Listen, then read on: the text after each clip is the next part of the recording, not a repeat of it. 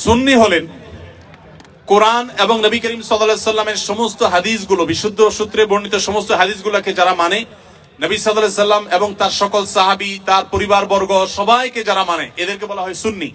গোটা পৃথিবীতে বেশিরভাগ মুসলমানই সুন্নি, আমরা সবাই সুন্নি আলহামদুলিল্লাহ। বেশিরভাগ বাংলাদেশি, বেশিরভাগ পাকিস্তানি, ভারতীয়, সাবকন্টিনেন্ট, আরব, পৃথিবীতে বেশিরভাগ মানুষই আলহামদুলিল্লাহ সুন্নি মুসলমান। এবং সুন্নি মুসলমানদের বৈশিষ্ট্য হলো তারা কোরআনকে এবং সুন্নাহকে অনুসরণ করে, সুন্নাহ অনুসরণ করার জন্য সুন্নি বলা হয়। আর শিয়া হলো সেই সমস্ত মানুষেরা যারা আল্লাহকে মানে, নবী সাল্লাল্লাহু আলাইহি সাল্লামের নবুয়তকেও মানে, যদিও তাদের একটা গ্রুপ নবী সাল্লাল্লাহু আলাইহি সাল্লামের নবুয়ত নিয়েও সন্দেহ করে। আর এর পাশাপাশি তারা শুধুমাত্র নবী পরিবারের সদস্যদেরকে মানে, সাহাবীদেরকে তারা মানে না, বরং সাহাবীদের সাথে শত্রুতা বিদ্বেষ তারা জ্ঞাপন করে, লালন করে। তো এই কারণে তারা শিয়া এবং আলাদা হয়েছেন। শিয়ারা তারা বিভ্রান্তির দিকে আছেন। শিয়া পন্থাটা বিভ্রান্তির পন্থা, এটা হেদায়েত এবং সত্য থেকে বিচ্যুত। নবী করিম সাল্লাল্লাহু আলাইহি সাল্লাম বলেছেন, আমার পরে তোমরা আমার সুন্নাত, আমার খলিফাদের সুন্নাতকে আঁকড়ে ধরবা।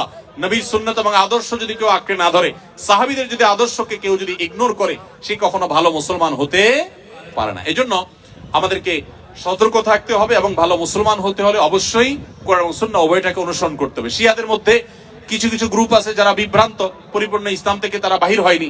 আবার দুই একটা গ্রুপ আছে তারা আম্মা জান আয়েশার চরিত্রে কালিমা লেপন করে, কোরআনের আয়াত নিয়ে সন্দেহ করে, নবী সাল্লাল্লাহু আলাইহি সাল্লামের রিসালাত নিয়ে সন্দেহ করে তারা ইসলামের গণ্ডি থেকে খারিজ হয়ে গেছেন। আল্লাহ তাআলা আমাদেরকে কোরআন এবং সুন্নাহ উভয়টার অনুসরণ করার তৌফিক দিয়েছেন। আমরা আহলে বাইতকে, রাসূলুল্লাহ সাল্লাল্লাহু আলাইহি ওয়াসাল্লামের পরিবারকেও ভালোবাসি, আবার তার সাহাবীদেরকেও ভালোবাসি। আমরা এখানে কোনো বিভক্ত করি না, তারা বিভক্তি করেছে, এই হলো তাদের সাথে আমাদের পার্থক্যের জায়গা।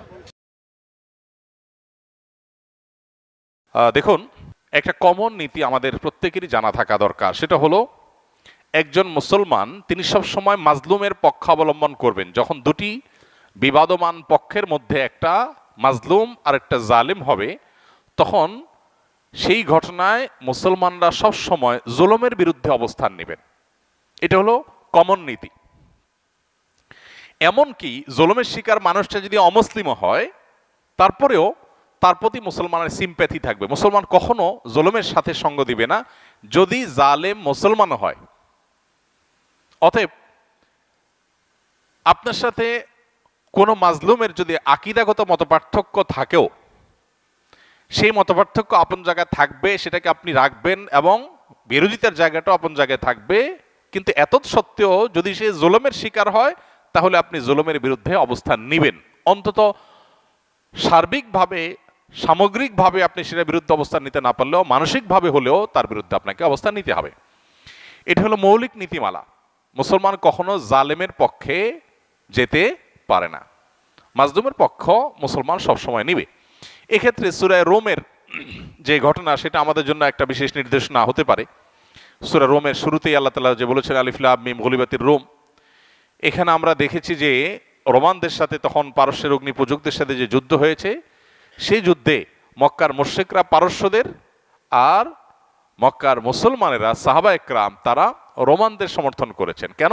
কারণ রোমানদের সাথে আকীদাগত মতপার্থক্য থাকা সত্ত্বেও তারা আসমানি ধর্মে বিশ্বাসী, মুসলমানরা আসমানি ধর্মে বিশ্বাসী। এই জায়গাতে মিল আছে, এই যে ঐক্যের একটা যোগসূত্র আছে, সেটার ভিত্তিতে তাদের প্রতি সমর্থন ছিল। আর পারস্যের তারা মুশরিক ছিল, ঐক্যের যোগসূত্র ছিল না সে অর্থে, এই জন্য তাদের বিরুদ্ধে ছিল।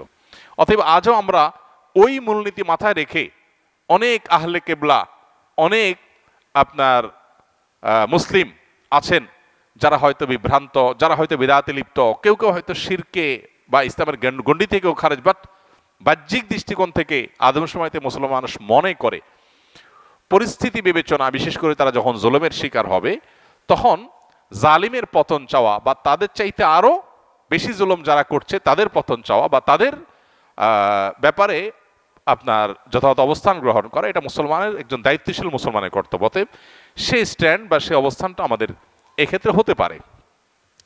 এছাড়া এটা তো ঠিক যে সিরিয়া যুদ্ধে ইরাকে বহু সুন্নিকে তারা হত্যা করেছে, নির্মমভাবে হাজার হাজার লক্ষ লক্ষ সুন্নিকে তারা হত্যা করেছে। মূলত পৃথিবীতে মানুষের পাপের কৃতকর্মের প্রায়শ্চিত্ত মানুষকে করতে হয়। বিশেষ করে জুলুম যদি করে কেউ, তাহলে জীবদ্দশাতেই তার প্রায়শ্চিত্ত করতে হয়, আখিরাতে তো আছেই। তো এই জন্য জুলুম থেকে আমরা সবসময় নিজেদেরকে বাঁচিয়ে রাখবো, কোনো যুক্তিতেই আমরা জুলুম করব না, এমনকি যুদ্ধক্ষেত্রেও নবী সাল্লাল্লাহু আলাইহি ওয়াসাল্লাম আমাদেরকে জুলুম করার পারমিশন দেন নাই, অমুসলিমের সাথে আল্লাহ তাআলা জুলুম করার পারমিশন আমাদেরকে দেন নাই।